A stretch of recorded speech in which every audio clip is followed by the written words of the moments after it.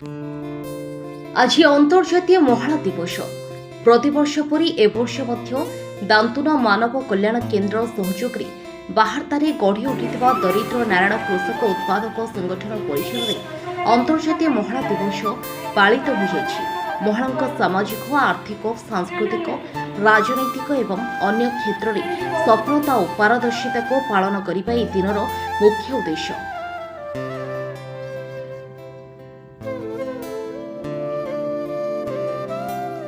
महिला माने आज जुगरे सबु क्षेत्र में आगक बढ़िले।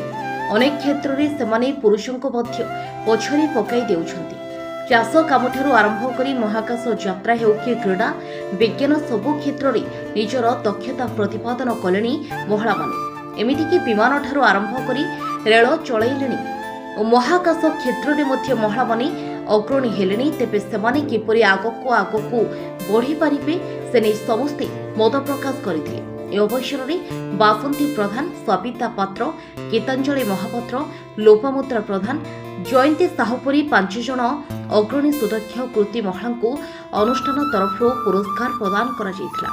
ए दिवस में दरिद्र नारायण कृषक उत्पादक संगठन चेयरमैन ब्रजगोपाल दास अधिकारी, डायरेक्टर मनोरंजन जेना, मृत्युंजय पात्र, दांतुन मानव कल्याण केन्द्र संपादक सुभाष स्माइक, प्रोग्राम कोऑर्डिनेटर नीलकंठ पात्र, चंदन बारिक, सुदीप्त राउत सहित बहु महिला सामिल होते।